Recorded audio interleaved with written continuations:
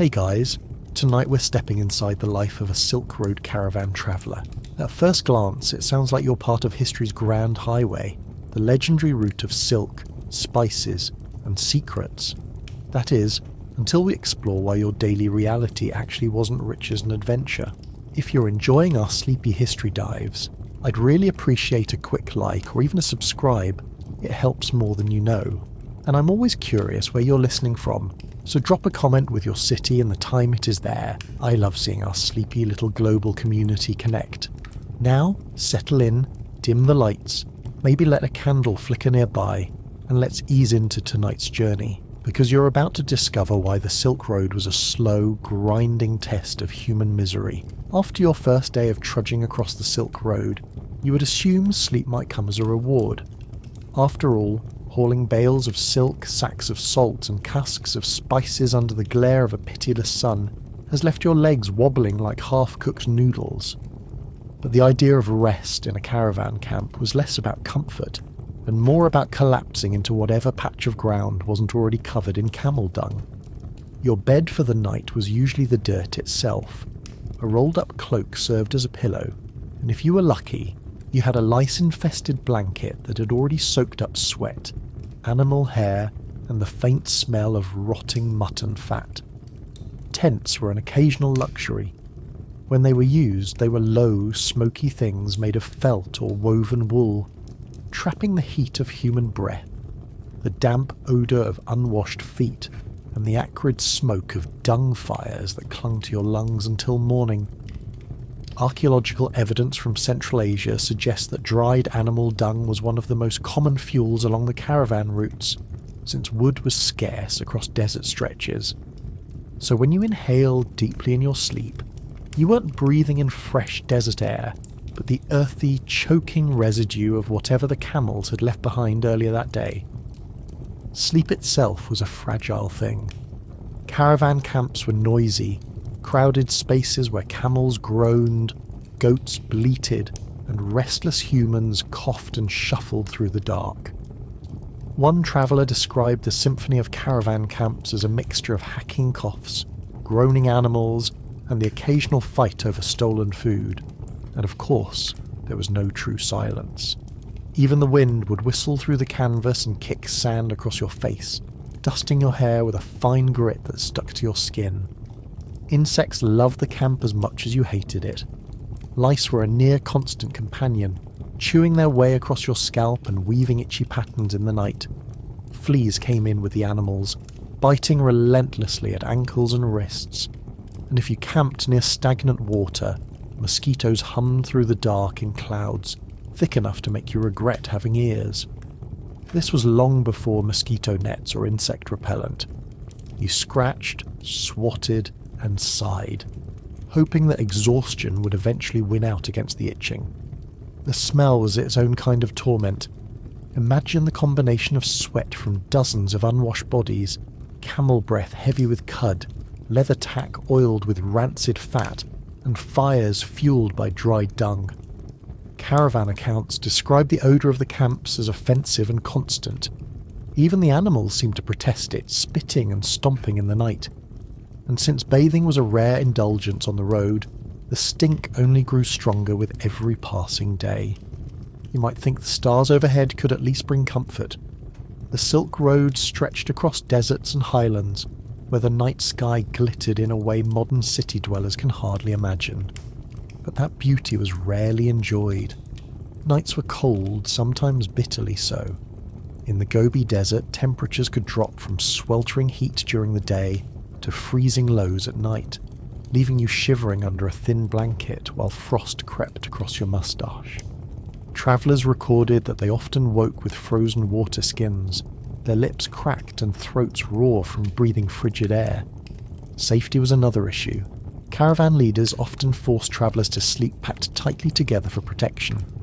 Bandits were a constant threat across the Silk Road, and camps were easy targets, so you bedded down not for comfort but for defence, pressed elbow to elbow with strangers whose snoring could have been weaponised. Some camps even stationed guards at night, pacing the perimeter with torches or spears, though that did little to stop the anxiety of hearing a distant rustle in the dark. caravanserais, the roadside inns scattered across the routes, might seem like an upgrade. Built of stone or mud brick, they offered 4 walls, water, and sometimes a patch of straw to collapse onto. But these inns were rarely palaces. They were crowded, smoky, and filled with the stench of animals that shared the same courtyard. Historical records from the 10th century describe caravanserais as filthy but essential, with cramped sleeping quarters and shared facilities that guaranteed you would never have a night free of fleas. Still, compared to sleeping under a cartwheel in the dust, a roof overhead was considered miraculous. The psychological toll of caravan nights was just as draining. You might dream of riches or exotic lands, but you woke with the same sore muscles, the same parched throat, and the same layer of grit in your mouth. Chronic sleep deprivation left travellers irritable and sluggish, which was no small issue when each day demanded hours of walking, lifting and hauling, under punishing sun or freezing wind. Caravan journals often mention nightly exhaustion, an understated phrase that really meant stumbling through the day half asleep, with only sheer necessity keeping you upright. Even the animals made sleep miserable.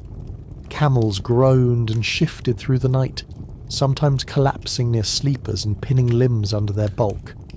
Horses stomped their hooves, shaking the ground, and goats gnawed at leather straps or tried to chew holes in tents.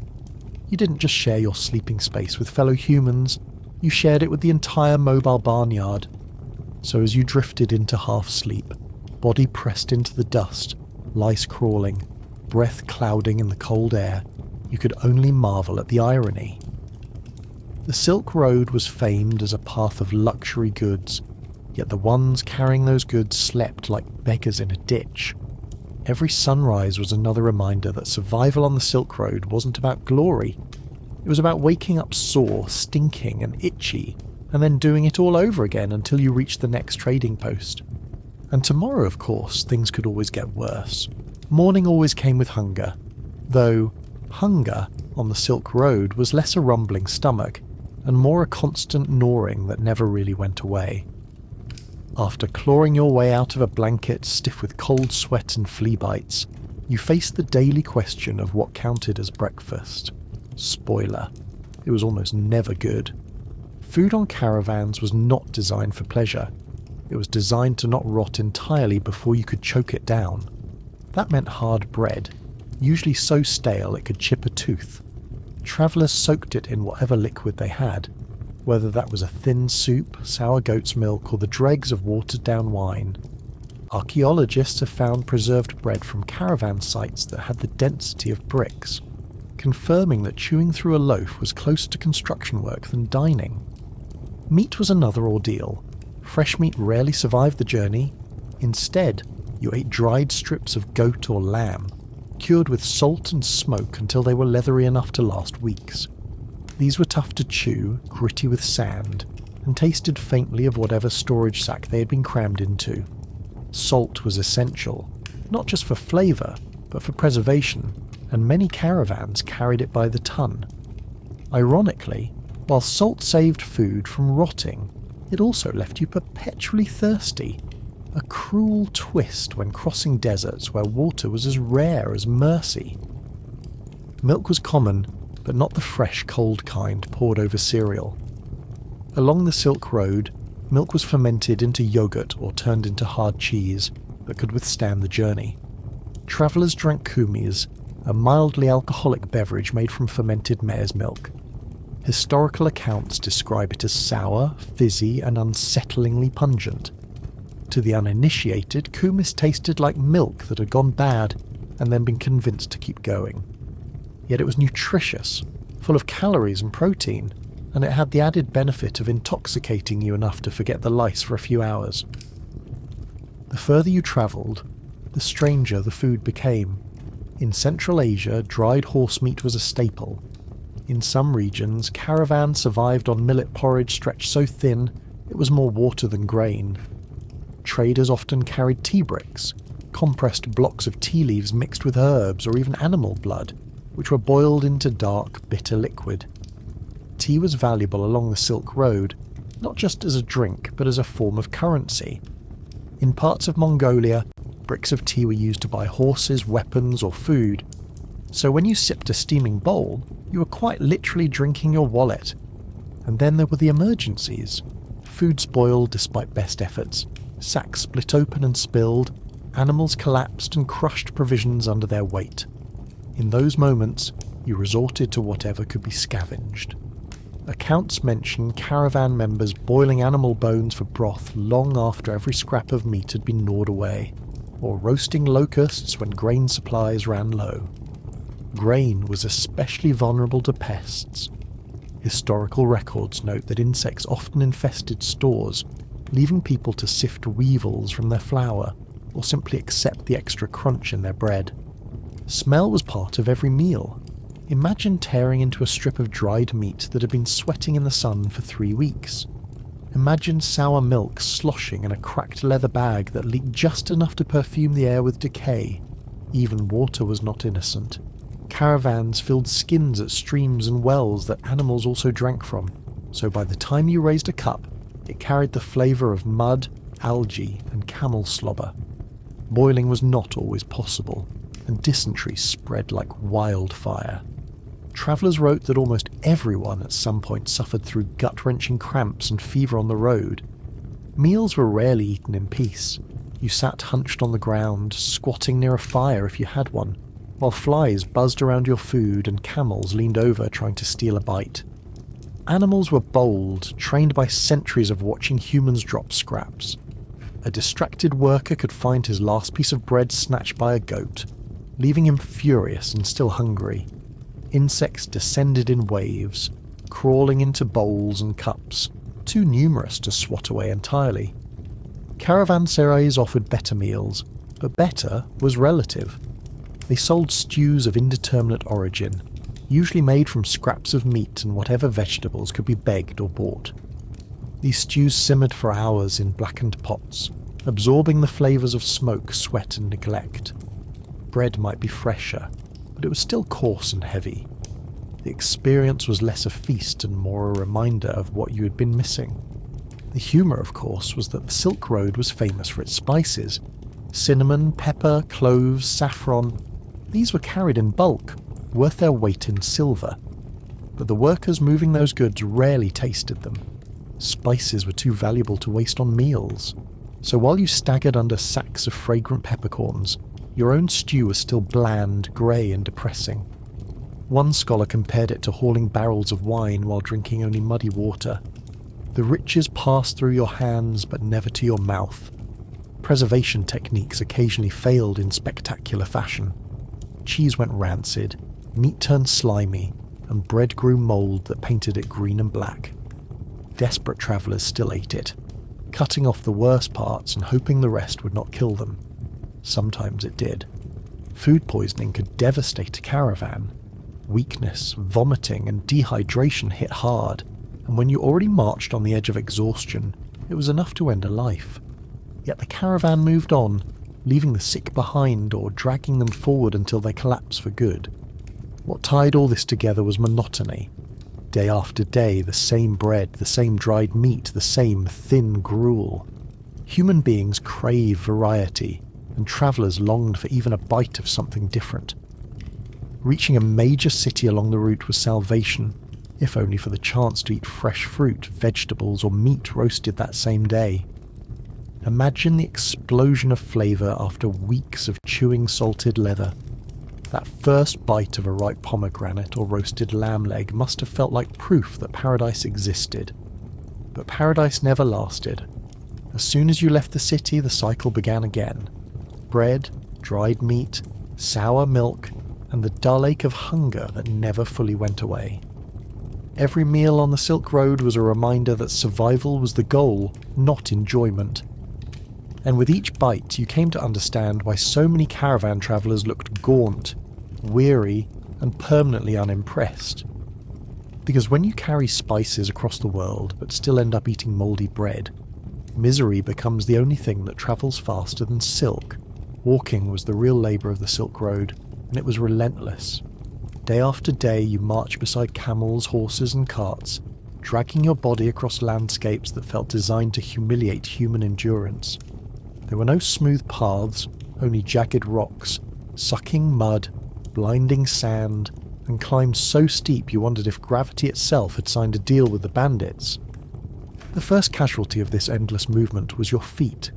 Sand ground its way into your shoes or wrappings, rubbing your skin raw until blisters formed.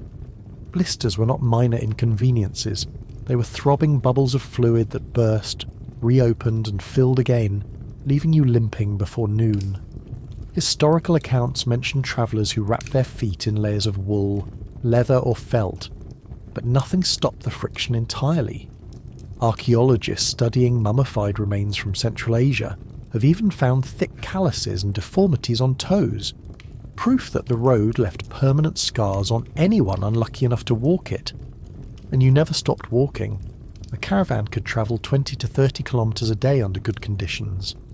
That doesn't sound too bad until you picture trudging across sand while pulling a rope attached to a half-stubborn camel, with the sun frying your back and grit sticking to your sweat. Every step felt heavier than the last. By midday your legs ached as if iron weights were tied to them.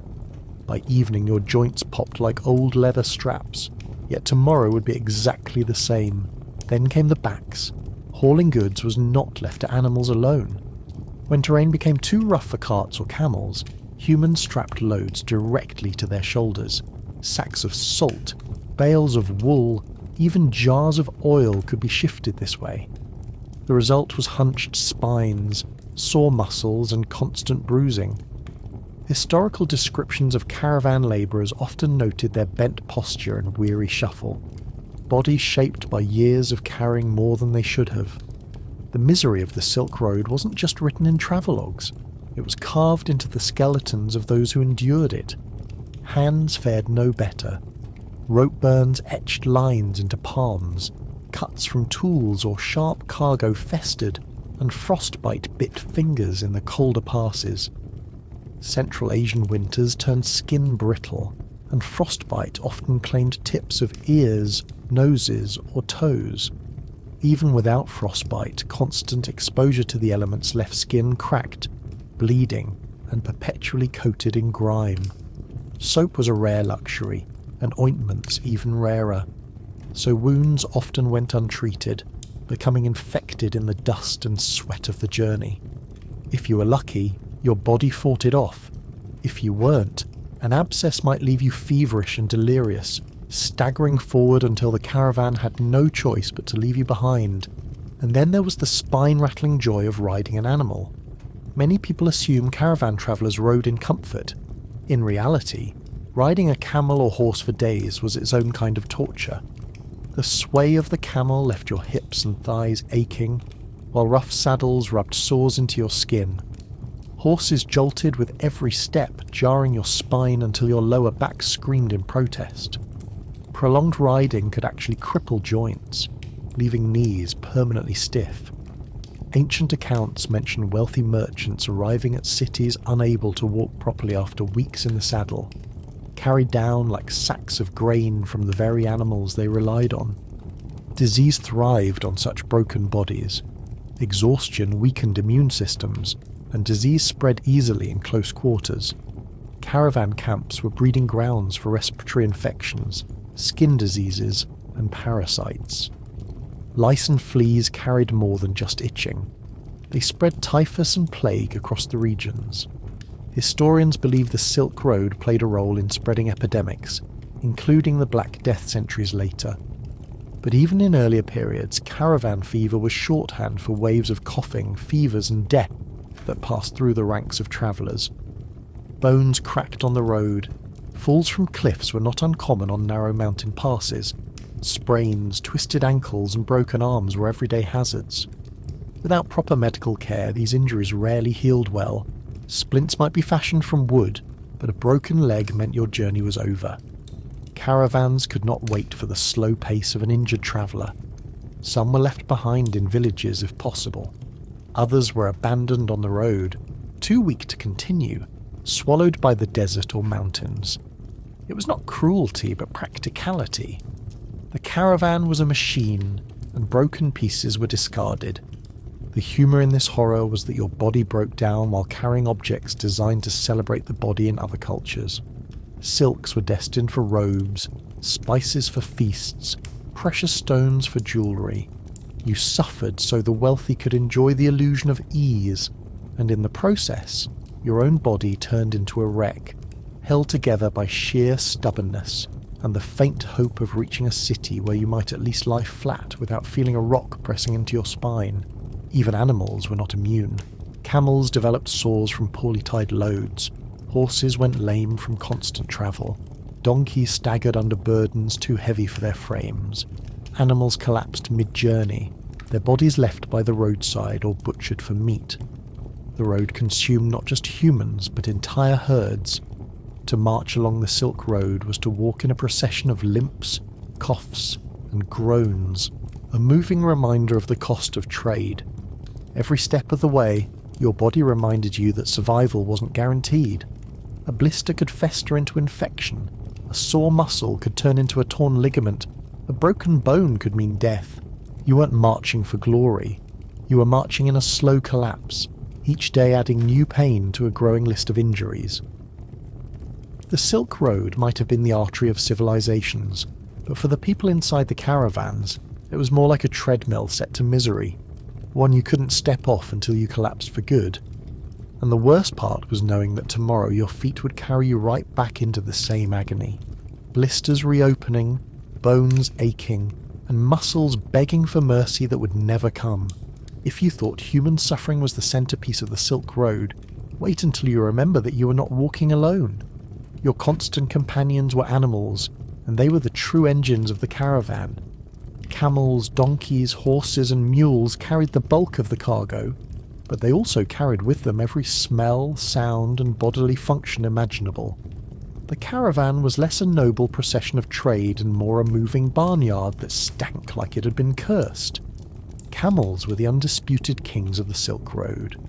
Nicknamed the ships of the desert, they were valued for their ability to carry massive loads, survive without water for days, and plod stubbornly across terrain that would kill other animals. But travelling with camels was not glamorous. They groaned endlessly, deep guttural sounds that shook through the night like someone strangling a horn. They spat without warning, a projectile mix of saliva and half-digested cud that hit faces, clothing and food with the accuracy of a trained archer. Historical accounts describe travellers ducking to avoid camel spit as if it were enemy arrows. It wasn't dangerous, but it was revolting, coating you with slime that reeked of fermentation. And then there was the dung. Caravans relied on it for fuel, gathering dried droppings to burn in the absence of wood. The irony was endless. The very animal that spit in your face also heated your stew at night. Yet dung fires came with their own curses. They smoked heavily, leaving your eyes stinging and your clothes saturated with the scent of scorched manure. Archaeologists have found residue of dung ash at caravan camps across Central Asia, confirming that for centuries entire meals were seasoned with the faint perfume of camel waste. Horses were faster and more graceful, but they came with their own problems. They needed more water, more fodder, and more rest, making them less efficient than camels for long desert crossings. But in mountainous terrain, horses were invaluable. Unfortunately, they were also loud. Horses snorted, stomped, and whinnied at all hours, filling camps with restless noise.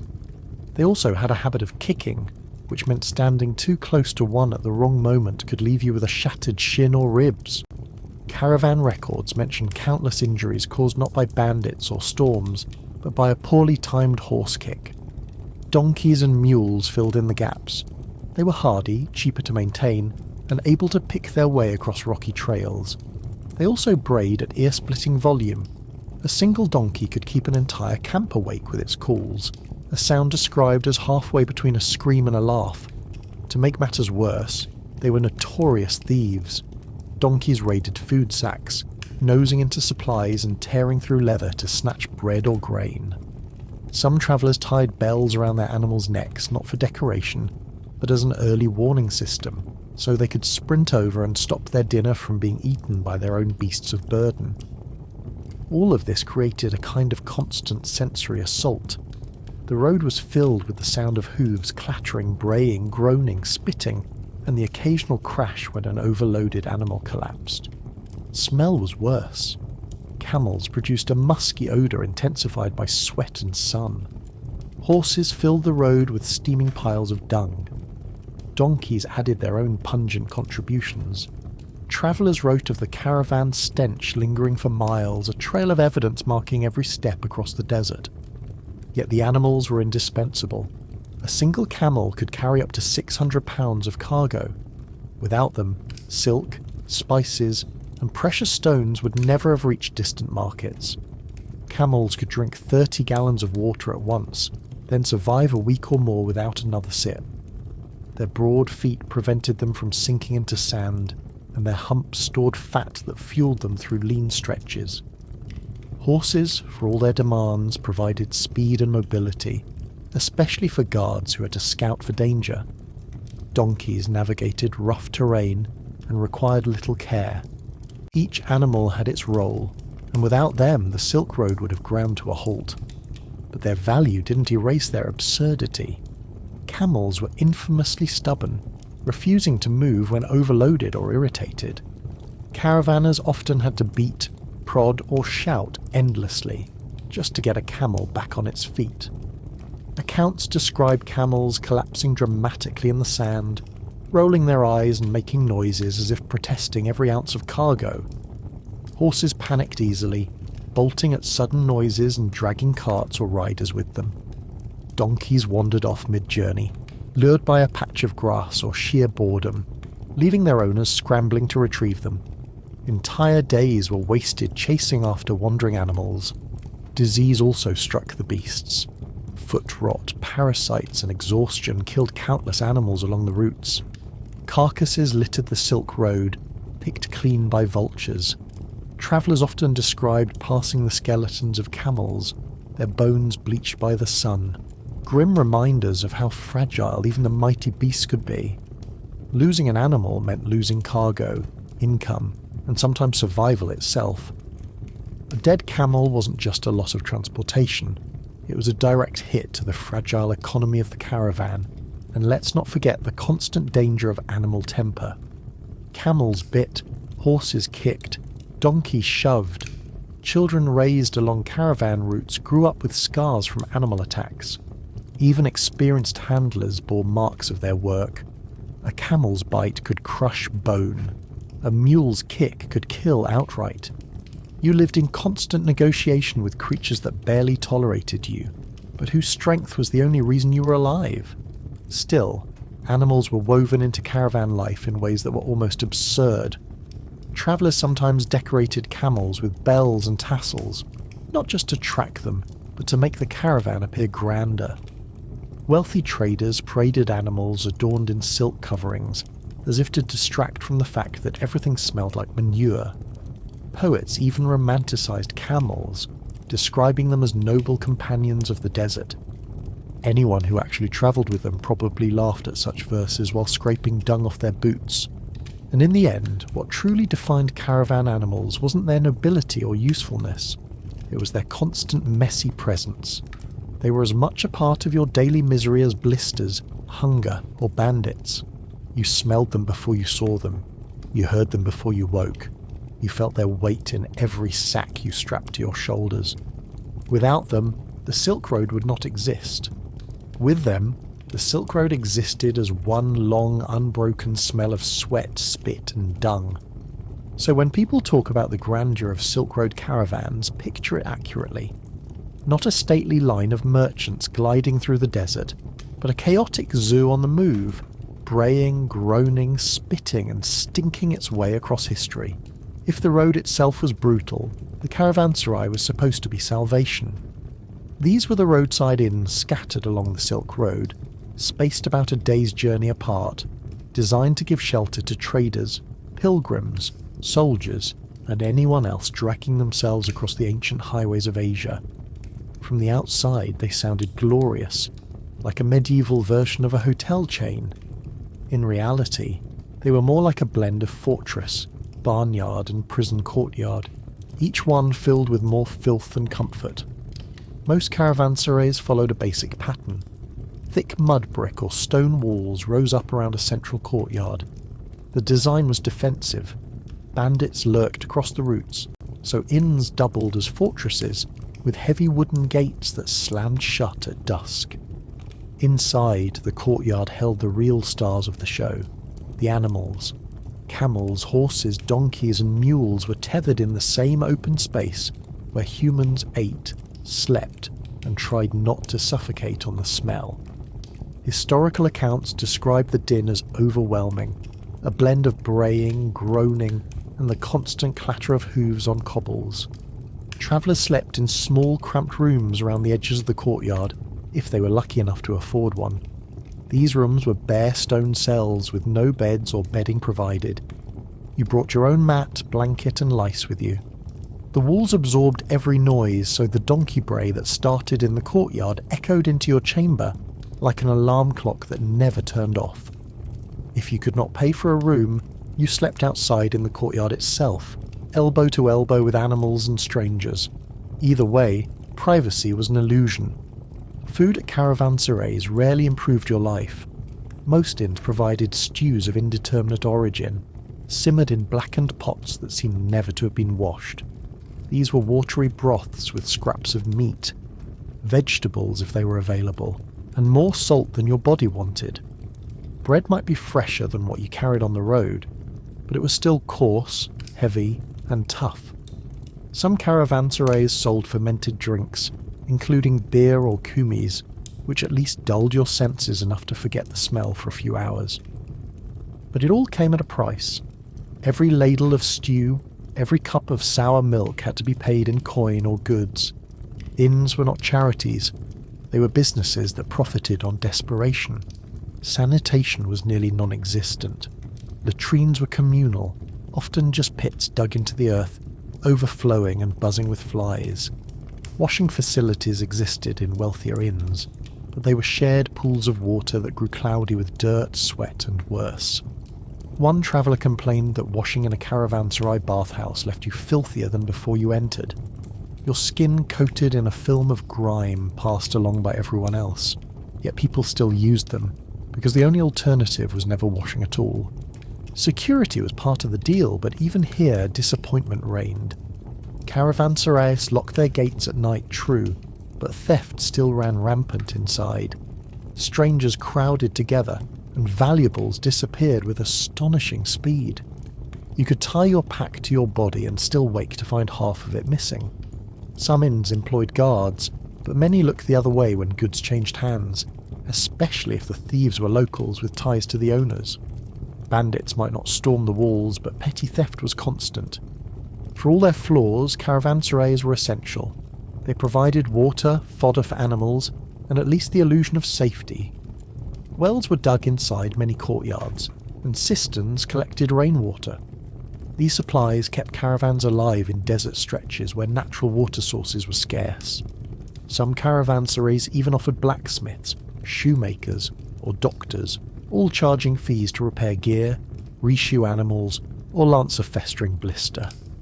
These services were rarely cheap, but they could mean the difference between reaching your destination or collapsing along the road. Culturally, they were crossroads. You might find Persians, Arabs, Chinese, Mongols, and Central Asian nomads all crammed into the same inn, each with their own language, goods and grievances. Merchants swapped gossip along with spices, spreading news of wars, plagues, and distant prices. In some ways, caravanserais acted like the social media of their age, transmitting information faster than armies could march. But that did not make them more pleasant to live in. Imagine trying to rest while dozens of languages shouted at once, arguments flaring over trade deals and goats chewing through your rope belt. Architecture varied by region. In Persia, some caravanserais were beautifully decorated with tile work, arched gateways, and carved inscriptions, reminders that these were state-funded projects meant to impress as well as protect. Along other stretches, inns were crude mud brick walls with nothing but a bare yard inside. A handful of famous ones like Rabati Malik in Uzbekistan, still stand today as ruins that hint at their former grandeur. But grandeur is deceptive. The reality of sleeping in one was the same: hard ground, animal stench, and the faint comfort of knowing a bandit would have to climb a wall before stabbing you in your sleep. Even religion filtered into caravanserais. Some had small mosques or chapels inside, allowing travellers to pray before bed. Pilgrims on their way to Mecca or Buddhist monks travelling eastward often mingled with traders, each group convinced their suffering was somehow sanctified. But sanctity did not hide the smell. Every prayer was accompanied by the soundtrack of groaning camels and buzzing flies. The funny thing is how history remembers them. Poets sometimes romanticize caravanserais as havens in the desert, places of peace and rest. The truth was closer to a livestock market with beds attached. They were necessary, yes, but only in the same way a latrine is necessary. You did not look forward to them, you simply endured them. And yet, without them, caravans would have collapsed. They were the arteries pumping supplies across barren stretches, holding traders together long enough to reach the next city. They were filthy, crowded and corrupt, but they were also the fragile scaffolding that made the Silk Road possible. Every bale of silk, every sack of peppercorns, every gemstone glittering in a merchant's pouch passed through their gates at some point, gathering the stink of sweat and dung before moving on. So when you imagine resting after a long day on the Silk Road, don't picture a cosy inn with a soft bed and fresh meal. Picture stone walls ringing with donkey screams, smoke rising from dung fires, and a stew pot bubbling with more mystery than nutrition. That was your version of a hotel, and you paid for the privilege. For all the blisters, fleas and rancid bread you endured on the Silk Road, nothing sharpened your nerves like the thought of bandits. Every step of the journey carried the possibility that somewhere beyond the dunes, behind the rocks, or above the mountain pass, men with bows, blades, and absolutely no interest in fair trade were waiting to turn your caravan into their grocery store. The Silk Road was not one neat path. It was a sprawl of routes stretching thousands of miles, cutting through deserts, steppes, and mountains. That meant there were endless opportunities for ambush. Travellers often reported that whole stretches of the Taklamakan Desert felt haunted, with skeletal remains of animals and the occasional abandoned cart reminding you that not everyone made it through. This was not paranoia. Banditry was as reliable a feature of the Silk Road as sand or fleas. Caravans were tempting because they were obvious targets. Dozens, sometimes hundreds, of animals and people moving slowly in a line created a kind of billboard that screamed, "We're loaded with valuables."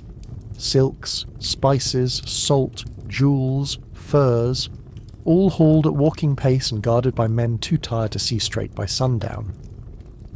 Bandits did not need imagination to know where their next meal or payday was coming from, so caravans relied on guards. Armed men rode alongside, often carrying spears, swords, or bows. Some caravans hired mercenaries for protection, others depended on whatever local soldiers they could pay off. But numbers mattered. A small caravan of 20 people with 10 camels was far more vulnerable than the great caravans that numbered in the hundreds. Historical sources from the Tang dynasty describe caravans so massive that they resembled moving towns, complete with their own hired militias. Safety came not from skill, but from scale. Even then, the fear never left you. Bandits adapted. In deserts they struck at night, slipping through dunes under starlight to snatch goods. In mountains they rolled boulders onto narrow paths, forcing animals and people into chaos before attacking. Some disguised themselves as fellow travellers, only to turn on you once you were inside the walls of a caravanserai. Others demanded tolls, posing as local warlords or soldiers, essentially legalised banditry under another name. A 13th century traveller, Giovanni da Pian del Carpine, wrote that bandits infested every road, so that no man could travel without the gravest peril. What this meant for you was constant paranoia. Every distant figure on the horizon became a threat. Every shadow behind a rock looked like the start of an ambush. Guards scanned the landscape endlessly, squinting into heat haze, trying to distinguish mirage from reality. Horses were kept saddled even in camp just in case, and while most nights passed uneventfully, the tension itself wore you down. Sleeping under stars was one thing. Sleeping while wondering if you would be robbed, beaten, or worse by morning was another.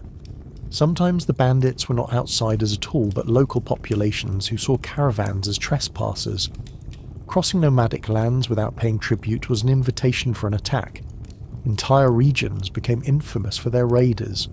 The steppes of Central Asia were notorious, with tribes who could ride at incredible speeds, firing arrows from horseback with terrifying accuracy. Against such opponents, a lumbering caravan was practically stationary. These encounters sometimes ended in negotiations, with traders offering goods as tribute. Other times they ended in blood. And then there were the Mongols. In the 13th century, their rise changed everything.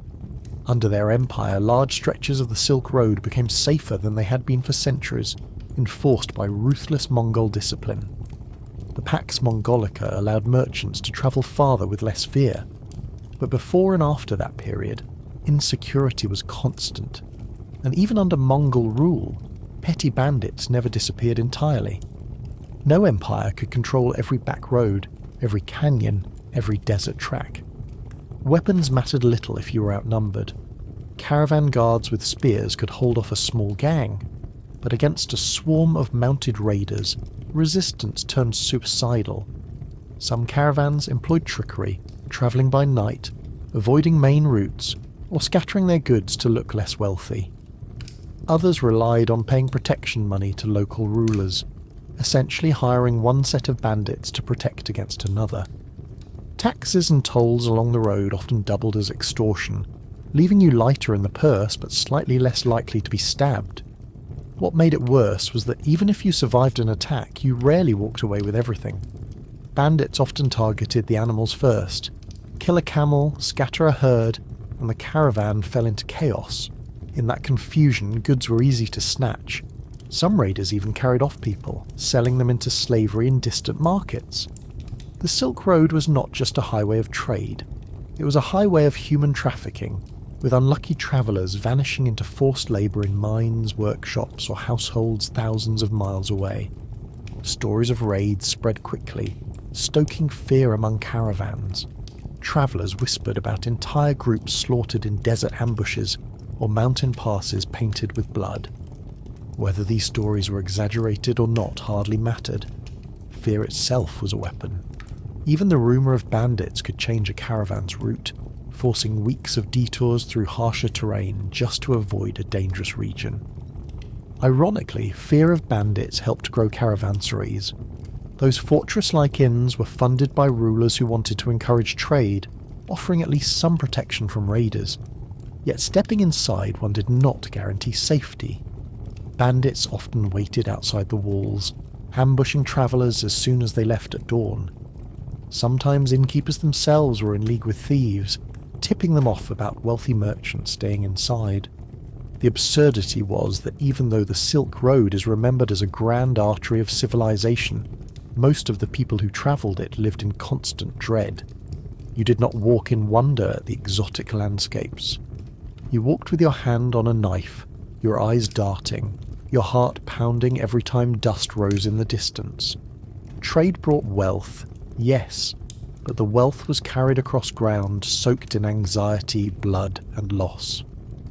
So when historians describe the Silk Road as a network that connected cultures and spread ideas, remember what that meant on the ground. It meant you slept light, rode tents, and ate your stale bread while listening for hoofbeats in the dark. Every meal might be your last. Every dawn might end in an ambush. And even if you survived to reach your destination, you would carry the scars of fear along with the scars on your blistered feet. Because the Silk Road was not a golden ribbon of trade. It was a corridor where paranoia walked beside you, where bandits waited just beyond sight, and where the true cost of every roll of silk or sack of pepper was measured in blood and fear. If the threat of bandits didn't get you, disease probably would. Life on the Silk Road was a travelling petri dish, and every cough, bite, or sip of bad water could be your undoing. You weren't just hauling cargo across deserts and mountains. You were hauling germs across entire continents, turning the caravan into one of the most effective delivery systems for sickness in human history. Start with the basics. Personal hygiene was almost non-existent. Bathing was rare, usually saved for cities or wealthy caravanserais. On the road, you wiped off dust with the same rag you used to wipe down your animal. Clothes went unwashed for weeks. Bedding crawled with lice and fleas, which carried more than irritation. They carried disease. Lice were notorious transmitters of typhus, a fever that left people delirious, weak, and often dead. Fleas spread plague.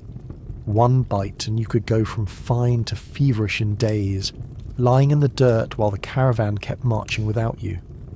Respiratory illnesses thrived in the cramped conditions of caravan life.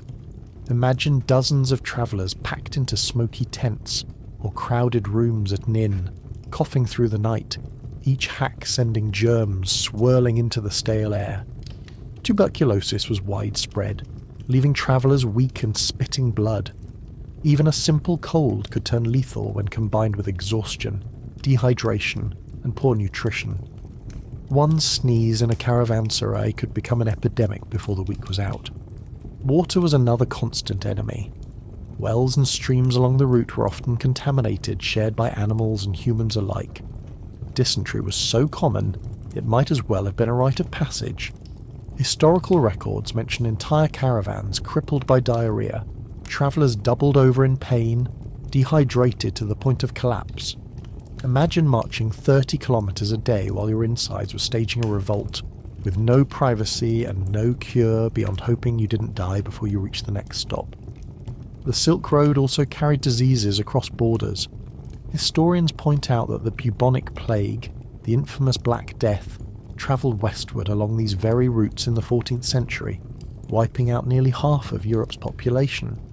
Even centuries earlier, smaller waves of plague swept through Asia and the Middle East, moving at the same pace as the caravans. Trade connected empires, but it also connected their pathogens. You weren't just buying silk, you were buying a ticket to the next epidemic. Skin diseases flourished in the mix of filth, sweat, and sun. Ringworm, scabies, and fungal infections spread through shared mats and clothing. Constant scratching left sores open, inviting further infections. Medical care was crude. A doctor might lance a boil with a dirty knife or recommend herbs that barely disguised the smell of rot. Some remedies worked, but many did not. Superstitions filled the gaps, with charms and prayers tied to animals or hung around necks to ward off invisible forces. But no charm stopped lice from chewing through your scalp. Animal-borne diseases were just as deadly. Sleeping beside camels, donkeys and goats exposed you to their germs. Brucellosis, spread through unpasteurized milk, caused fevers and joint pain. Anthrax lived in animal hides and carcasses, spreading sores and death to those unlucky enough to handle infected goods. Rabies was another horror, transmitted by dog bites or wild animals encountered along the route. Once symptoms appeared, rabies was fatal. All you could do was wait for the end while your caravan moved on. The irony was brutal. The Silk Road was named for its luxury goods, but what it really exported best was disease. Chinese silk reached Rome. Indian spices reached Persia, but lice from a caravan camp could reach every one of those places too, hitching rides across thousands of miles and reshaping entire populations. Trade fueled cultural exchange, but it also fueled pandemics. Sanitation in caravanserais did little to help. Latrines overflowed, contaminating water supplies.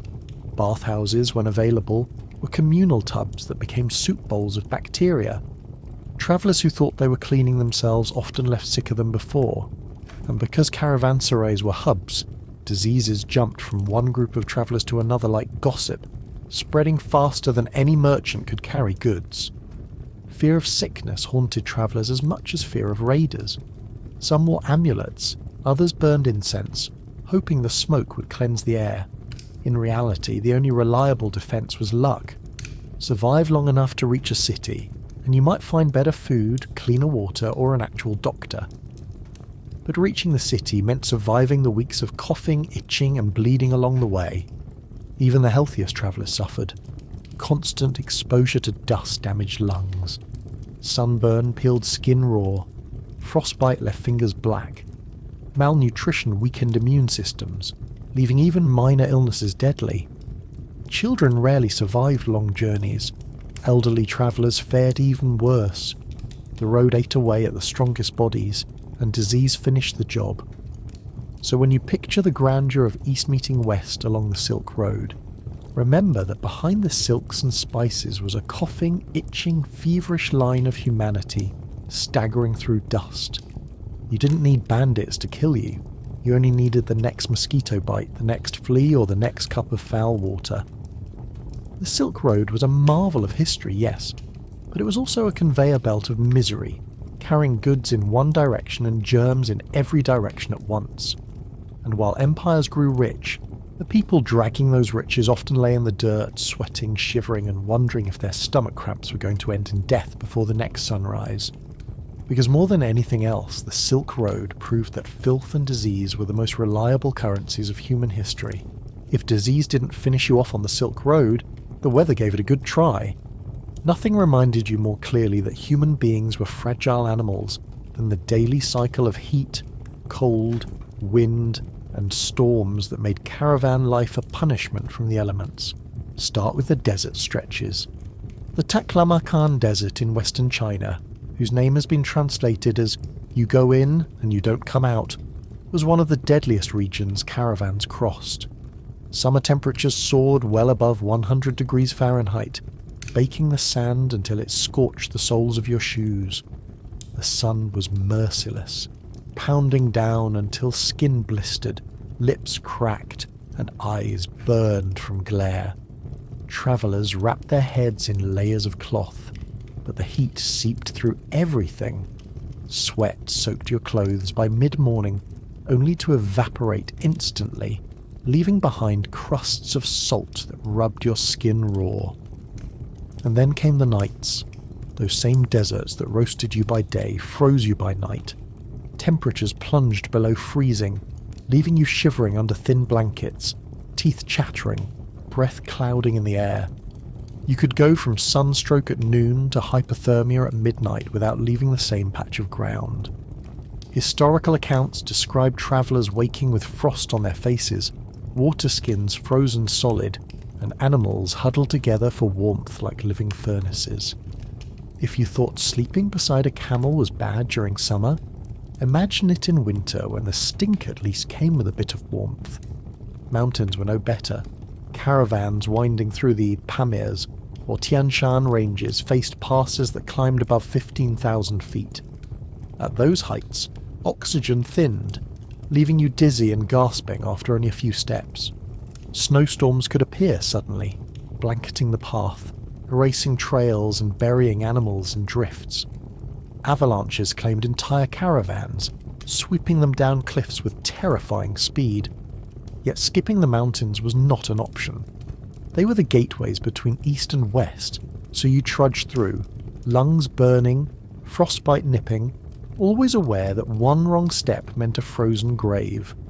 And then there were the winds. Central Asia is infamous for its storms, the kind that whip sand or snow into blinding walls. The Gobi Desert was notorious for sandstorms that turned day into night, scouring skin and filling lungs with grit. Travellers tied cloth across their faces, but it barely helped. Sand got into eyes, ears, nostrils, food, and water. Entire caravans were forced to stop, crouching beside animals as the storm raged, hoping not to suffocate. One Chinese account from the Tang dynasty describes travellers buried alive when dunes shifted suddenly, swallowing animals and men in minutes. Water posed another challenge. Drought was constant, but floods struck too. Rivers swelled in spring, turning crossings into lethal gambles. Animals were dragged under by currents. Carts tipped and sank. Travellers who could not swim drowned quickly in icy torrents. Some caravan routes hugged riverbanks, but those same rivers could sweep away whole camps overnight. You learned quickly that water was both saviour and executioner, depending on the day. The extremes shaped everything. Caravans planned routes around seasons, avoiding deserts in peak summer or mountain passes in deepest winter. Yet even the best planning could not shield you from surprise. A sudden snowstorm in May, a flash flood in September, a sandstorm in March. The road gave no guarantees. You carried not just food and water, but also endless anxiety about what the sky would do next. Animals felt it as much as humans. Camels handled heat well, but even they collapsed after days without water. Horses faltered in deep snow, legs breaking in hidden drifts. Donkeys balked at flooded crossings. Caravans often left a trail of carcasses behind them, bones bleaching in the sun or buried under dunes. Travellers recorded counting skeletons as they walked, grim markers of those who had gone before and failed. The absurd part was how quickly the weather shifted. You could be sweating through your robe in the morning, shivering in icy wind by afternoon, and choking on sand by evening. Packing for the Silk Road was like packing for every season at once. Traders carried furs and wool alongside thin cotton and linen, layering and shedding constantly, yet never truly comfortable. Archaeological finds of caravan burials often reveal bundles of mixed clothing, proof that no one trusted the weather to stay consistent for more than an hour. Sun exposure carved its own legacy into travellers, skin burned, peeled and scarred, eyes clouded with cataracts from glare, lips split into bleeding cracks. Historical records mention travellers blind from sun damage, carried along by companions until they became dead weight. Cold carved its own legacy. Fingers and toes blackened from frostbite, teeth shattered from chattering in the cold. Bones ached permanently from months of damp chill. Every climate found a way to maim you, and the Silk Road handed you all of them in rotation. Superstitions grew out of these extremes. Some travellers believed desert winds were spirits punishing them. Others thought mountain avalanches were angered gods. Charms were tied to animals, prayers whispered at riverbanks, incense burned before snow passes. None of it stopped the weather, but it gave people the illusion of control. And when you're freezing one day and roasting the next, illusion is sometimes the only comfort left. The real comedy, if you can call it that, was how little the weather cared about your plans. You could have the strongest caravan, the finest animals, the best supplies, and still lose everything to a single storm. Merchants dreamed of gold and silks, but more often they dreamed of not freezing to death before they could sell them. So when the Silk Road is described as the artery of civilizations, remember that it was also a battlefield where humans lost daily to sun, wind and snow. You didn't conquer the weather, you endured it, and if you were lucky, you survived just long enough to crawl into the next filthy caravanserai, warm your hands over a dung fire and prepare to do it all over again. Because the Silk Road was not just a road of trade, it was a road of extremes, where nature itself seemed determined to break you, and where the real miracle was not that goods reached distant empires, but that anyone survived long enough to carry them there. Even if the weather spared you, the bandits missed you, and your camel refrained from spitting directly into your stew, you still had to face the single greatest danger of all: money. The Silk Road was not a straight path of commerce where everyone shook hands politely and swapped goods. It was an obstacle course of currencies, tolls, taxes, bribes, and extortion schemes, so elaborate they made the road feel less like a highway of trade, and more like a travelling circus of corruption.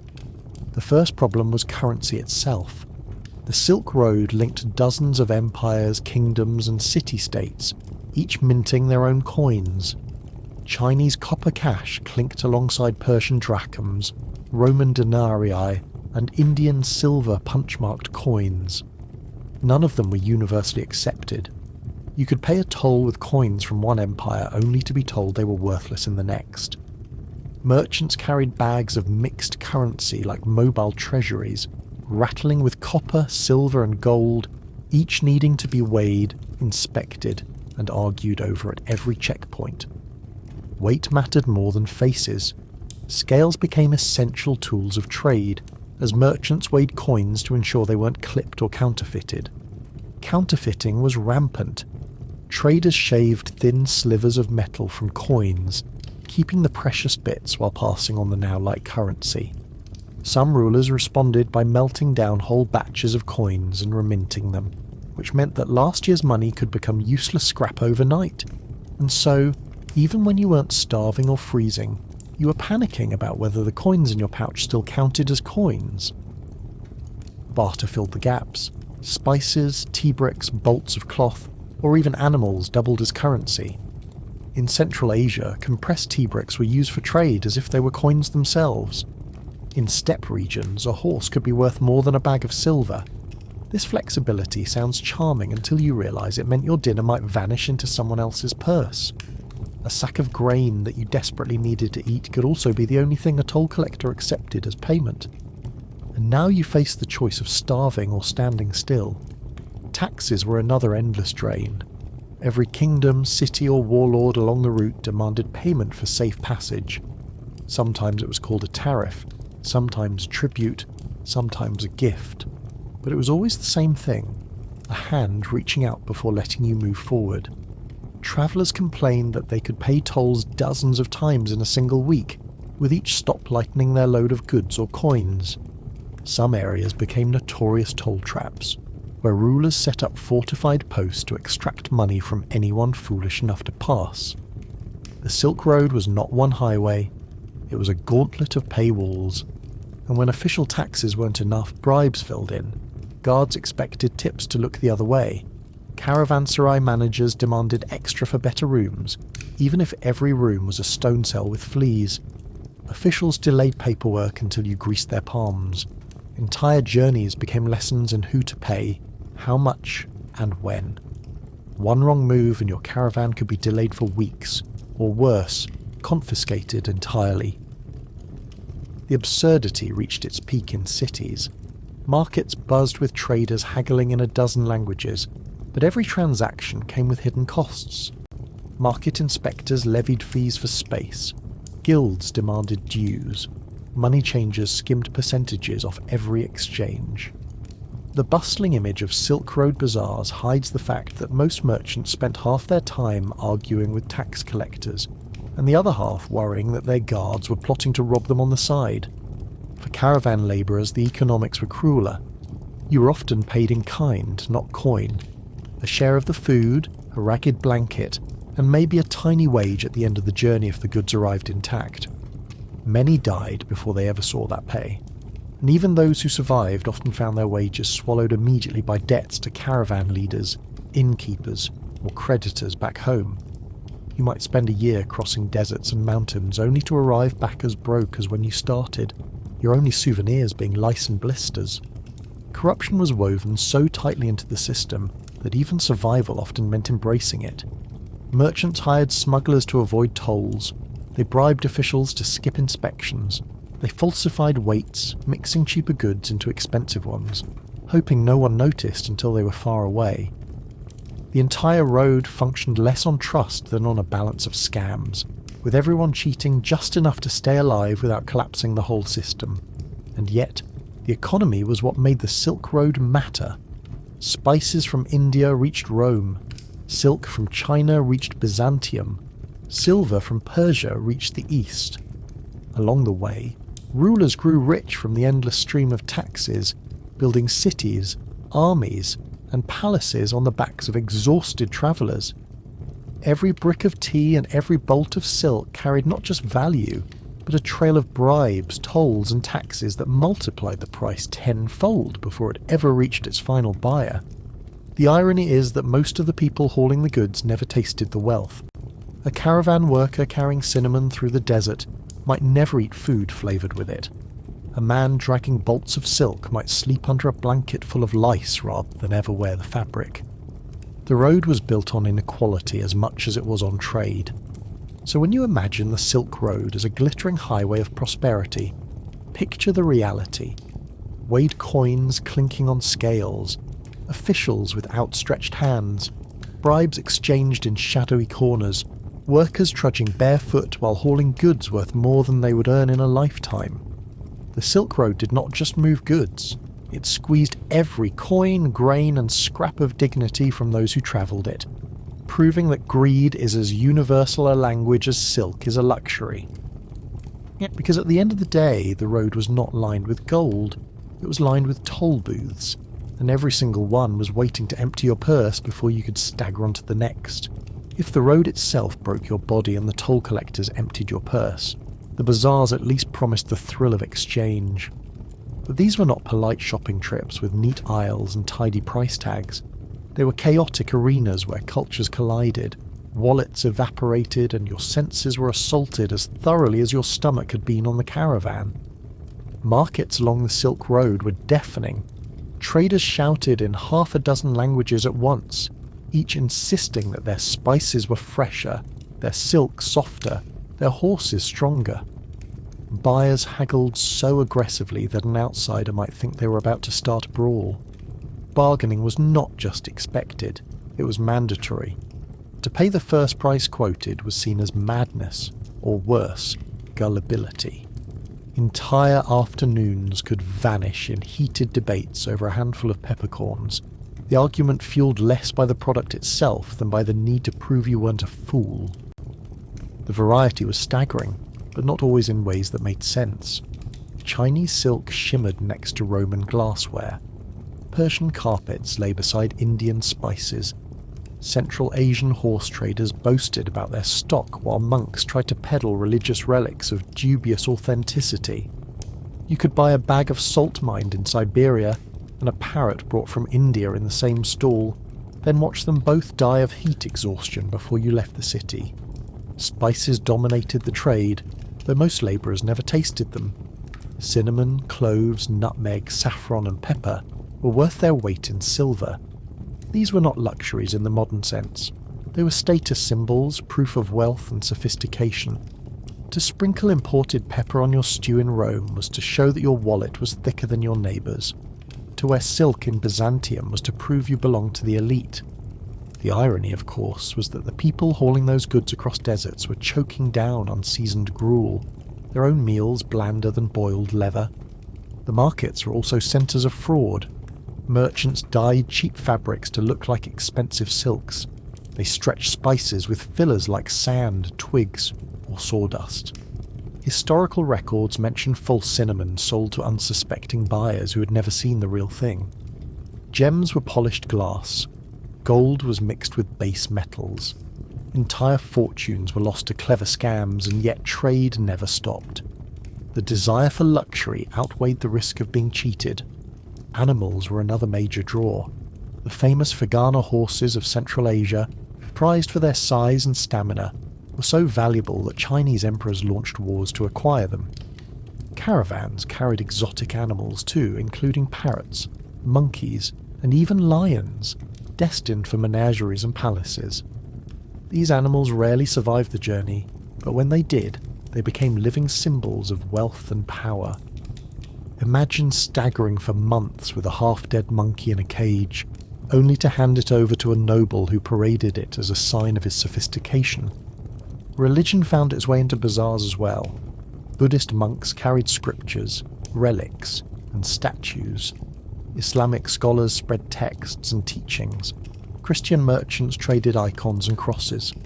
The markets were not just about goods, they were about ideas. Yet even these sacred exchanges were wrapped in the chaos of haggling, with holy relics sold beside questionable bottles of camel ointment, guaranteed to cure every ailment. Food was sold in markets too, and for weary caravan travellers this was both salvation and punishment. Fresh fruit, roasted meats, and hot bread awaited, but so did spoiled goods disguised with spices or sauces. Food poisoning in a foreign city was as much a part of the Silk Road experience as blisters or fleas. Yet travellers still flocked to food stalls, desperate to escape the endless cycle of dried meat and stale bread. Archaeological digs in Silk Road cities reveal pottery fragments from street vendors, confirming that for many, the bazaar was the only place to find variety, even if it sometimes came with a side of dysentery. Money changers were everywhere. their tables piled with coins from distant lands. Exchange rates were never consistent, and the changes always skimmed a percentage. The clink of scales weighing silver or copper was constant. Some cities minted their own tokens specifically for trade, forcing travellers to exchange coins whether they wanted to or not. Every transaction bled you dry, but you had no choice. Refusing to pay meant leaving empty-handed, which meant you had just crossed deserts for nothing. Markets also served as information hubs. Gossip travelled faster than goods. Traders swapped news of wars, plagues, and shifting prices. A rumour in Samarkand could ripple through caravans and alter trade routes hundreds of miles away. The Silk Road didn't just move spices, it moved intelligence, the kind that decided whether empires rose or fell. Yet for the average labourer, the gossip was less about geopolitics, and more about whether the inn down the road actually had edible stew. The absurdity was that the entire system ran on suffering at the bottom. The bazaar sparkled with silks, gems, and exotic animals, but every item represented months of misery. A bolt of silk meant blisters. A bag of pepper meant diarrhea somewhere in the desert. A parrot on a noble's shoulder meant fleas shared across half of Asia. The luxury of the few was built on the discomfort of the many, a pattern so old it feels almost universal. Yet the chaos of the bazaar was magnetic. Even exhausted, filthy, and broke, you couldn't help but be dazzled by the noise, the colours, the sheer absurdity of it all. To walk into a Silk Road market was to step into a swirling storm of humanity, part circus, part scam, part miracle. You were trampled, cheated, shouted at, and robbed, and yet you still came back the next day, because what else could you do? This was the beating heart of the Silk Road, and it beat loud enough to drown out even the groaning camels. So when history romanticizes the Silk Road as a place where civilizations met, remember what that really meant. It meant sneezing through clouds of spice dust, gagging on fraudulent stew, and haggling over glass beads sold as emeralds. It meant the world's wealth concentrated in markets that smelled like sweat, dung, and desperation. And it meant that behind every silk robe in an emperor's palace was a trail of suffering, scams, and shouting that stretched thousands of miles back to some poor caravaner whose only reward was another bowl of stale bread. Because the Silk Road Bazaar was not just a marketplace, it was the ultimate comedy of human need, greed, and gullibility, acted out in endless stalls where everyone lost money, but everyone came back anyway. Surviving the Silk Road was not just about food, shelter, or avoiding bandits. It was also about keeping your sanity while trudging mile after mile in a slow-moving caravan that smelled like a compost heap. Days blurred together, nights were restless, and the human mind could only tolerate so much monotony before cracking. Entertainment, rituals, and absurd little traditions became as important as food, if only because boredom could drive you mad faster than fleas. Music was the most common escape.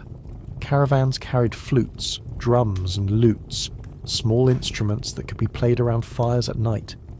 Travellers sang songs to pass the time, many of them repetitive chants that kept people walking in rhythm with animals.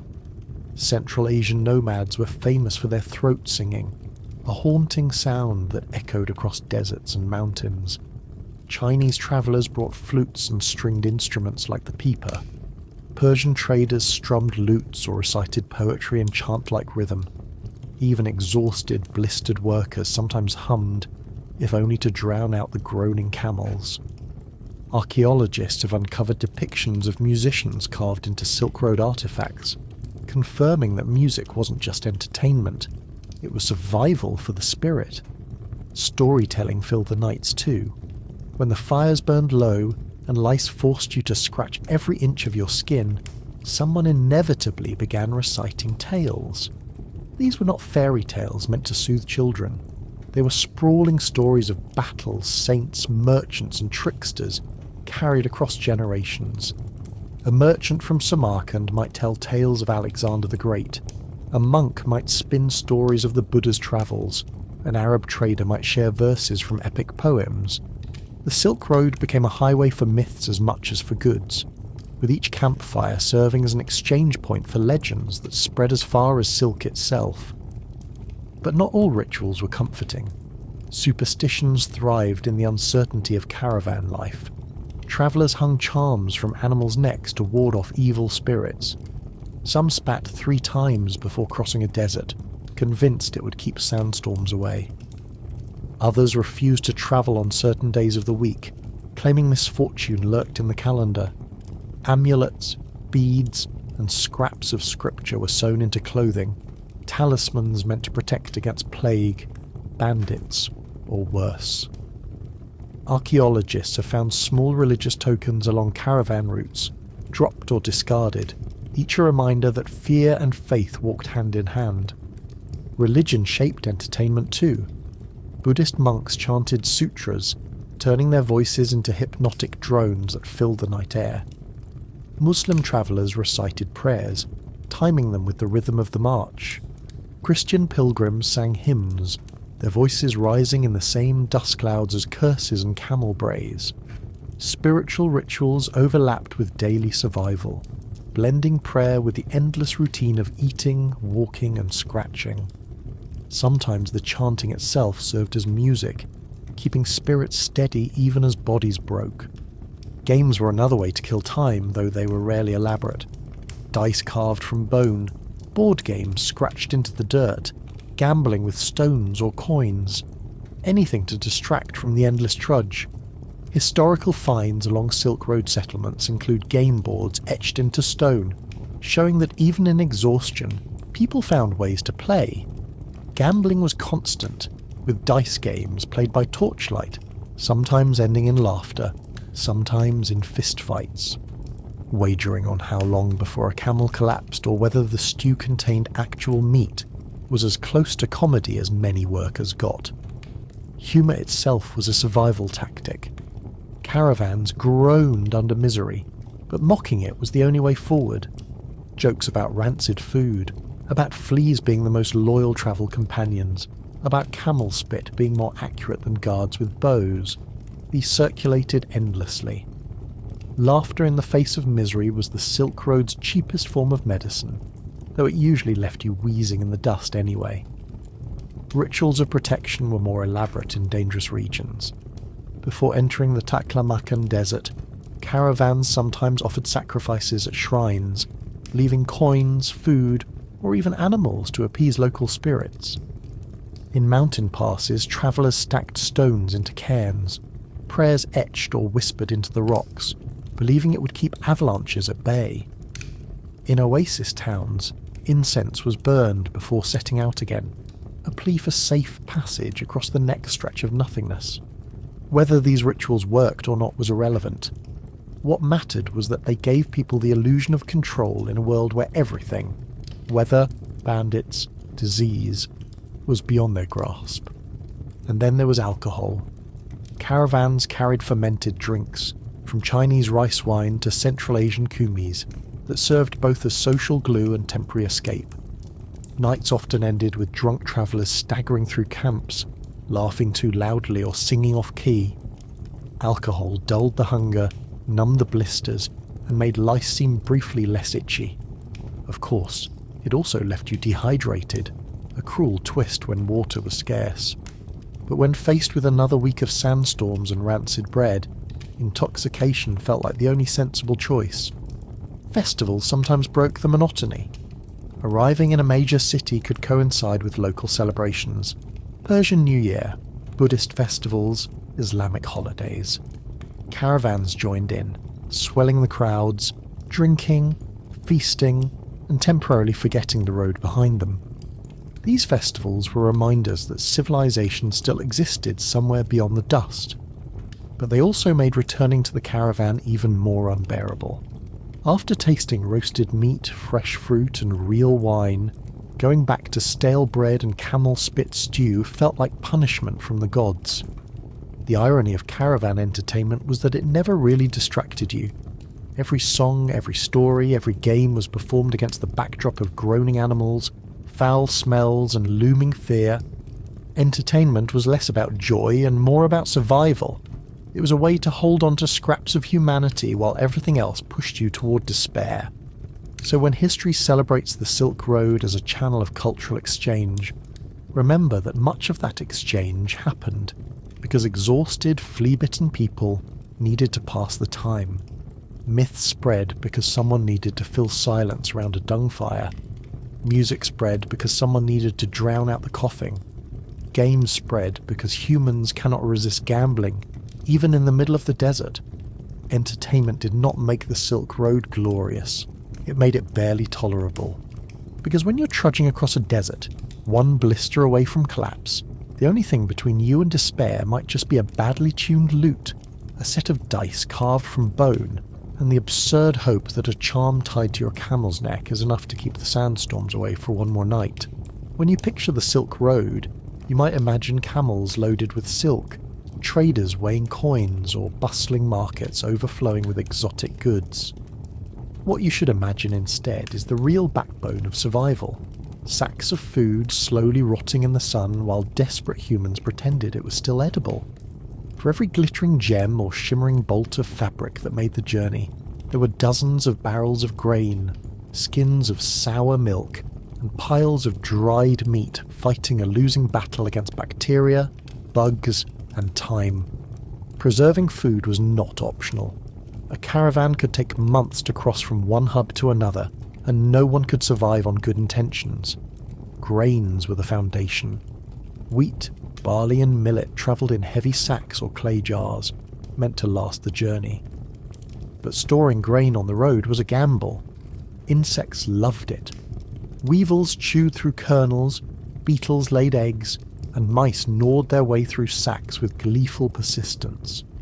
Historical records mention flour crawling with bugs, leaving travellers to sift through wriggling piles before baking bread. More often than not, they simply ground the insects in two and called it protein. Dried meat was next. Strips of goat, horse, or lamb were salted, smoked, and tied into bundles. In theory, this made them last for weeks. In practice, the heat of the desert or the damp of the mountains often turned them rancid. Archaeologists studying ancient caravanserais have found bones with cut marks, showing just how heavily animals were butchered to keep caravans fed. But butchering was only the start. You still had to carry that meat through weather that turned preservation into a joke. Rancid meat smelled sharp, sour, and greasy, yet people still chewed it, hoping that salt and smoke had killed most of whatever invisible horror was growing inside. Milk products were just as treacherous. Fresh milk spoiled almost instantly, so travellers fermented it into yogurt or kumis, that infamous alcoholic horse milk drink. These were durable, calorie-rich, and disgusting. Yogurt grew so sour it could curdle your stomach before you even swallowed it. Kumis fizzed and foamed, sour and sharp, with the consistency of something you'd expect to find in a ditch rather than a cup. But it lasted longer than milk, and lasting longer was all that mattered. Historians note that kumis was both beverage and medicine, prescribed for stomach trouble. Ironic, given that drinking it often caused stomach trouble in the first place. Storage itself was an art form of failure. Food was packed in leather skins, clay jars, or wooden crates. Each had its flaws. Leather cracked, clay shattered, wood split in the heat. Grains spilled into sand, meat tumbled onto dirt, and oils leaked into everything they touched. Imagine opening a food bag only to find your bread soaked in sesame oil, and your meat covered in rancid fat. Now imagine shrugging and eating it anyway, because the alternative was starvation. Salt was both friend and enemy. It preserved food, but it also ruined you with thirst. Caravans carried enormous amounts of salt both as cargo and as a necessity. Salting meat and cheese kept them edible longer, but every salty meal left your mouth dry and your body desperate for water. In desert stretches, this was torment. You could choose between eating enough to fill your stomach or staying thirsty enough to risk collapse. Salt kept you alive and killed you slowly at the same time. Spoilage didn't stop with bacteria and bugs. Mold crept into bread, painting it green, black and white. Some molds were merely disgusting, others were poisonous, but hunger blurred distinctions. Historical accounts describe travellers scraping mold off bread, dunking it in soup and eating it anyway. Grain sacks sprouted with mildew in damp conditions, turning entire stores foul. If you ever wondered how low desperation could drive a person, picture someone spooning soup flavoured with mouldy flour and pretending it was fine. Food theft added insult to injury. Animals raided supplies whenever they could. Goats chewed through leather sacks. Donkeys rooted around for bread. Even camels, supposed paragons of patience, leaned down to snatch whatever they could reach. Human thieves were worse. Caravan workers sometimes stole from one another, taking extra rations in the night, leaving others with nothing. Leaders punished theft harshly, but hunger made punishment meaningless. The road was one long competition between you, your neighbour, and the goat tied next to you over who got the last bite of bread before it moulded into uselessness. Cities offered relief, but even markets were dangerous. Fresh fruit spoiled before you left the city walls. Meat rotted within days. Fish, carried salted from coasts, stank so badly by the time it reached inland bazaars that eating it was an act of faith.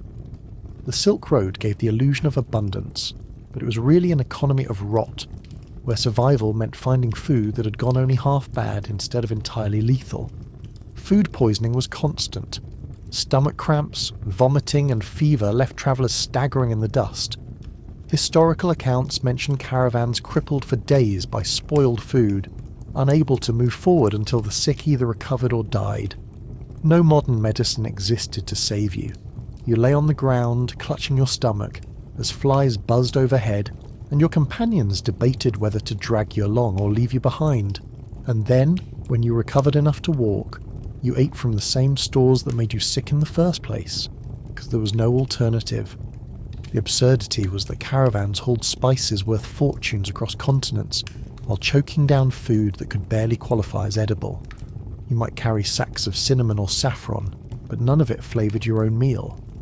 Luxury was for the buyers at the end of the road. You got the scraps, the mould and the sour milk. History loves to talk about the wealth of empires fueled by the Silk Road. It forgets the people who spent weeks eating bug-ridden bread and pretending it was fine. So when the Silk Road is remembered as a triumph of global connection, picture the reality. Picture leather sacks leaking oil onto grain. Picture mouldy bread crumbling in your hand. Picture rancid meat so greasy you gagged even before chewing. And then picture chewing anyway, because starving in the desert was worse. The science of spoilage was merciless, and the Silk Road was its favourite laboratory. Because at the end of every long day, survival didn't come from riches or glory. It came from lifting a piece of rotten bread to your mouth, swallowing hard, and hoping that whatever was crawling inside wasn't crawling too fast. If there was one guarantee on the Silk Road, it was that you were never clean. You could stagger through deserts, mountains and bazaars. You could carry silks worth more than kingdoms, but your body was always coated in a layer of grime thick enough to qualify as its own garment. Cleanliness was not a state you achieved. It was a memory you forgot. Start with the dust. Caravans moved in long lines, hundreds of hooves and feet kicking up clouds of sand that clung to sweat and seeped into everything.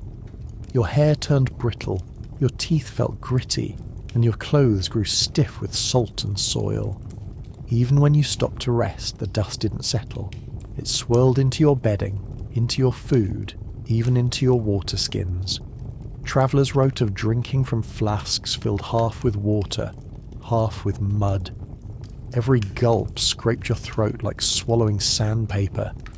Bathing was nearly impossible. Rivers were rare on many stretches, and when you did find one, it was usually shared with the animals. Washing in a stream meant dunking yourself downstream from where camels had just relieved themselves. Caravanserais sometimes had bathhouses, but these were communal pools of tepid water, quickly turned into broth by dozens of filthy bodies.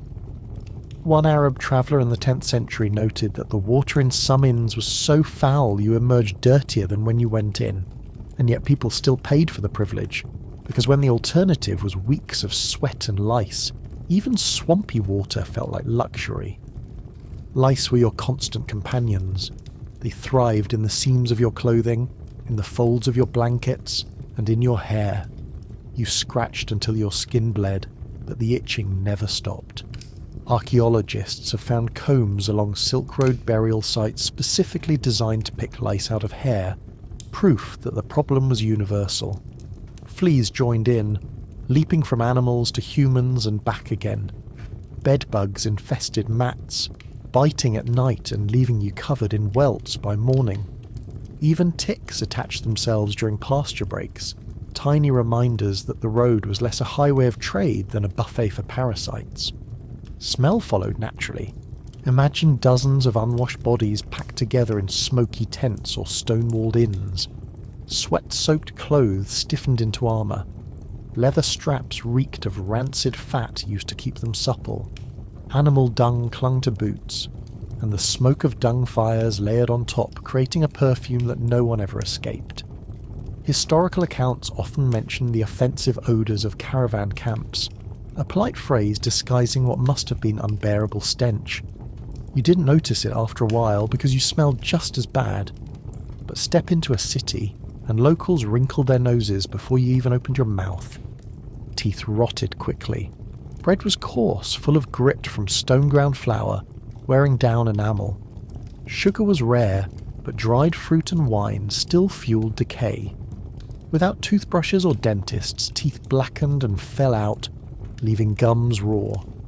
Bad breath was universal, a mix of rotting teeth, sour milk, and dehydration. If you were lucky, you chewed herbs or spices to mask the stench. If not, you simply added to the chorus of halitosis. Clothing itself became a prison of dirt. Wool, linen, and felt absorbed sweat and rarely saw soap. Washing clothes meant sacrificing precious water, so most travellers skipped it until the garments stiffened into unintentional armour. Fleas and lice lived inside the seams, chewing at your skin day and night. Some cultures burned old clothing at waypoints, preferring to replace them entirely rather than scrub away the filth. Archaeological digs near caravan hubs have uncovered pits filled with discarded clothing, likely thrown away once they became too infested to wear. Hands were perpetually filthy. Handling animals, tying ropes, cooking over smoky fires, and sifting through sacks of grain left them black with grime. Cuts and scrapes became infected almost immediately. Without soap or antiseptic, wounds festered, swelling with pus. Some travellers carried knives specifically to lance boils or drain abscesses, a crude medical practice that at least relieved the pressure. You worked, ate, and slept with hands that could double as archaeological exhibits in 1,000 years. Even attempts at hygiene often backfired. Some travellers rubbed themselves with oils or perfumes to mask the smell, but in the heat of the desert these quickly turned rancid, leaving you reeking of spoiled fat. Incense was burned in tents to cleanse the air, but all it did was add smoke to the already choking atmosphere. Religious rituals of washing helped when water was available, but when it wasn't, people substituted with sand or ash, which only replaced sweat with grit. Cleanliness was a matter of appearances, not results. Disease thrived in this filth. Skin infections, fungal rashes, and eye diseases spread easily. Dust inflamed lungs, leaving travellers coughing for weeks. Dysentery from contaminated hands spread like wildfire. Caravanserais became hubs not just of trade but of epidemics, where lice and fleas passed freely from one traveller to the next. Even the grandest cities along the Silk Road reported waves of disease arriving hand in hand with caravans, a reminder that filth was not left behind in the desert, but carried proudly into every palace and marketplace. The absurdity was that caravans carried goods specifically linked to hygiene and luxury, spices to perfume food, incense to cleanse temples, fine soaps and perfumes bound for distant elites. You might stagger through the desert reeking of dung smoke while carrying the very ingredients for someone else's bath. History remembers the goods. It forgets that the hands delivering them were caked with filth. So when the Silk Road is praised as a conduit of civilizations, remember that it was also a parade of dirt. You walked in grime. You slept in grime. You ate with grime. Your body became less human and more sedimentary layer, one coat of filth laid on top of another until your reflection looked more fossil than face. Cleanliness was a story you told yourself in the dark, a memory of rivers and baths you might never see again. Because on the Silk Road you didn't fight filth, you wore it, you breathed it, and you carried it with you across every desert, mountain and city gate. And the only real miracle was that somehow, through the lice, fleas and stink, enough of you survived to drag another load of silk into the next empire. On the Silk Road, you didn't just carry silks, spices and gems. You carried an entire catalogue of injuries and illnesses, each begging for treatment that rarely existed. Caravan medicine was less about healing and more about gambling with superstition, trial and error, and the occasional prayer muttered over a festering wound. If modern hospitals are factories of cleanliness, caravan medicine was a travelling back-alley clinic, staffed by whoever had the sharpest knife and the most convincing story about herbs. Start with injuries. Walking day after day left feet blistered and cracked. Blisters popped, reopened, and infected. In a world without antibiotics, infection was often fatal. The standard solution was to lance the blister with whatever blade was available, wipe it on a cloth that hadn't been washed in months, and hope for the best. Sometimes the wound healed, other times it turned black, spread up the leg, and ended your journey. Broken bones were worse. A misstep on rocky terrain or a fall from a mule could snap an arm or leg. Caravan doctors improvised splints from wood or bone, binding limbs with cloth. But setting the bone correctly was a matter of luck. Many healed crooked, leaving permanent limps or twisted joints. A serious fracture in the middle of the desert was often a death sentence. The caravan could not slow for one person, so you were either dragged along until you collapsed or abandoned by the roadside, becoming another skeleton picked clean by vultures. Then there were the eyes. Dust storms scoured corneas raw, and smoke from dung fires left eyes red and watering. Eye infection spread easily in crowded camps. Ancient medical texts from the region describe treatments ranging from herbal washes to scraping the eyelid with a knife. None of them sound pleasant, and few of them worked. Blindness was common, especially in older travellers, leaving people stumbling along half-sighted while still tethered to animals. Stomach ailments dominated caravan life. Spoiled food, bad water and parasites left travellers doubled over in pain. Diarrhea and vomiting drained bodies already weakened by malnutrition. Treatments ranged from drinking more sour milk to swallowing powders of ground herbs, clay, or even powdered animal bones. Some believed alcohol cured everything, so kumis or wine was administered liberally. If nothing else, it dulled the pain enough that you stopped caring whether the cure was worse than the disease. Leeches made appearances too. Though more common in sedentary cities, leech therapy travelled with merchants who swore by it. A fever, slap on a leech, a headache, more leeches, exhaustion, guess what, still leeches. To modern ears it sounds absurd, but bloodletting was believed to balance the humours of the body. In reality, it drained already weak travellers and left wounds that could themselves become infected. Yet in an age without better tools, people clung to the illusion of control offered by a jar of worms. Herbal remedies formed the backbone of caravan medicine. Chinese merchants carried powders of ginseng, rhubarb or licorice root.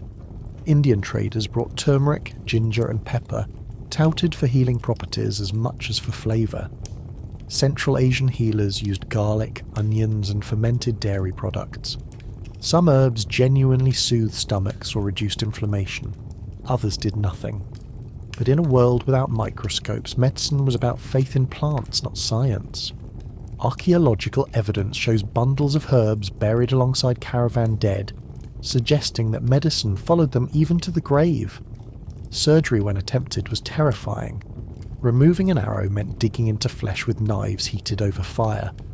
Cleaning a wound meant pouring in vinegar, salt water or spirits, each causing agony that echoed through the camp. Amputation was the last resort, performed with crude tools and no anaesthesia beyond alcohol or biting down on leather. Many didn't survive the shock or blood loss. Those who did lived with stumps that made further travel nearly impossible. Religion mixed with medicine constantly, Buddhist monks recited sutras over the sick. Muslim travellers invoked verses of the Quran. Christian pilgrims crossed themselves and carried relics. Illness was often seen as punishment or trial, so healing required prayer as much as poultices. This spiritual element offered comfort, but it rarely stopped infection or plague. Faith soothed the soul while the body rotted. The real absurdity was that caravans carried luxury goods meant for healing and beauty in distant markets. Incense bound for temples, spices later praised as medicinal in Europe, even silks touted for their cooling qualities in fevers. Yet the very people hauling them were left with filthy rags and half-believed charms. A worker might collapse carrying a load of saffron destined to cure someone else's indigestion, while dying from his own untreated dysentery. And of course, there were quacks. Every caravan had someone who claimed secret knowledge, offering powders, tinctures, or rituals for a fee. Some sold dried animal parts as cures. Others promised magical protection against plague. A few had real skill with herbs or wound care. Many were frauds. But desperation turned skeptics into believers, and coin into worthless treatments. If you were lucky, you wasted money. If unlucky, you wasted your life. The Silk Road was not just a trade network, it was also a conveyor belt for medical knowledge, though not always good knowledge. Chinese medicine travelled west. Greek and Roman medicine moved east. Indian Ayurveda circulated in between. Remedies crossed borders faster than armies, mixing into strange hybrids. Some ideas stuck because they worked, like the use of certain herbs for digestion. Others stuck because no one had anything better, like bleeding people half to death to cure fever. So when you picture medicine on the Silk Road, forget white coats and orderly hospitals. Picture a feverish man lying in the dust, while another traveller drips sour milk into his mouth as a cure. Picture an infected wound scraped open with a dirty knife while someone chants prayers nearby. Picture herbs bundled in sacks, half of them effective, half useless, and no one knowing the difference. That was healthcare on the road. Because the Silk Road didn't just move goods and ideas, it also moved misery. And medicine was often just another way of giving suffering a polite name before watching it drag on. The Silk Road did not pause for childhood. If you were born into a trading family, a nomadic clan, or a household desperate enough to join a caravan, you grew up not with toys or lessons, but with blistered feet, sour milk, and the constant awareness that disease or bandits could end your life before you learned to count properly. Childhood along the caravan was less about innocence and more about learning quickly how to suffer without complaint. Infants had the worst odds. Survival rates in the ancient world were already low, and caravan life made them worse. Constant exposure to dust and smoke left babies wheezing. Water contaminated by animals spread dysentery that could wipe out infants in days.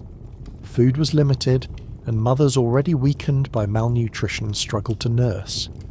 Archaeologists examining infant remains along Silk Road burial sites have found signs of malnutrition and disease, confirming that the youngest rarely lived long. If a baby survived past its first few years, it was more miracle than expectation. For children old enough to walk, life became an apprenticeship in misery. They were expected to help with chores from the moment they could carry anything heavier than a stick. Children gathered dung for fires, fetched water, or herded animals. By adolescence, many were tethering camels, leading donkeys, or carrying small loads themselves. Historical accounts of caravans mention young boys driving animals with sticks, their voices lost in the groans of the herd. Childhood was not protected. It was drafted into labour the moment it could stand. Education, if it happened at all, was whatever parents or passing travellers could provide. Some learned letters, especially if they were from merchant families who needed record keeping. Others memorised verses of scripture from monks, priests or imams who travelled alongside. But for most, the only lessons were practical. How to load a camel without getting bitten, how to find water without dying of thirst, how to spot when a stranger looked like a bandit. These were survival skills, and they mattered more than arithmetic ever would. Play existed. but it was shaped by scarcity. Children carved dice from bones or scratched board games into the dirt, gambling pebbles or scraps of food. They imitated adults, playing at leading miniature caravans of sticks tied with string. Some sang songs, their voices shrill against the desert wind. But play was never far from danger. Children tripped into fires, wandered too close to animals, or got lost in dust storms. Every adult's worst fear was turning around to find a child missing, swallowed by desert or mountain. Many of those stories ended in death. The constant movement robbed children of stability. Unlike city dwellers, they had no permanent homes. Their friends were temporary, made in one caravan and left behind at the next market. Their classrooms were barren landscapes where geography lessons came in the form of surviving each terrain. Oases were playgrounds for a few days, then gone forever.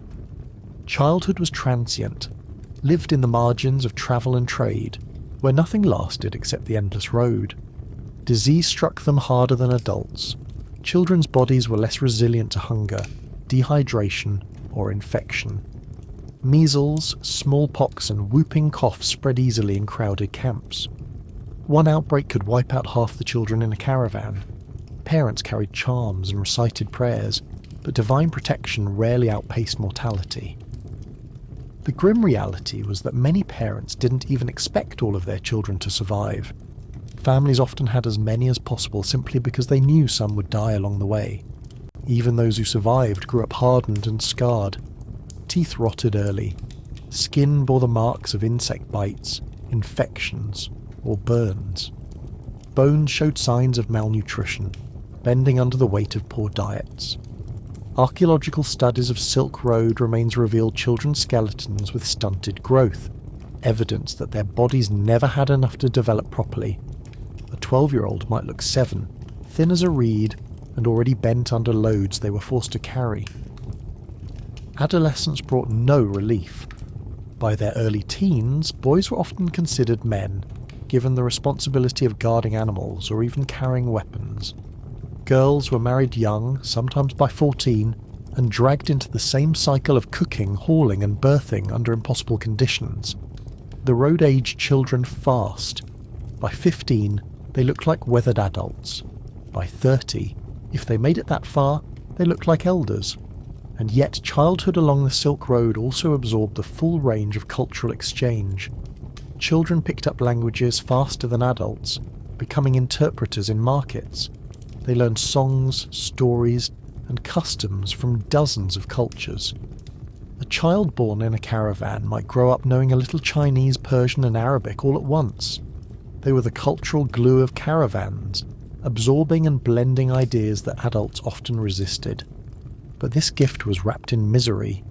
Being multilingual didn't stop lice from crawling through your hair. The absurdity of it all is that wealthy elites at the other end of the Silk Road adored stories of exotic childhoods. Silk-clad nobles entertained themselves with tales of strange games, exotic foods, and curious customs of distant lands. Meanwhile, the actual children who lived them spent their nights shivering under lice-ridden blankets, their games interrupted by disease or bandits. Civilization admired the romance of the Silk Road while its youngest suffered quietly in the dirt. So when you imagine childhood on the Silk Road, don't picture wonder-struck eyes gazing at silks and spices. Picture calloused hands gripping a rope tied to a camel.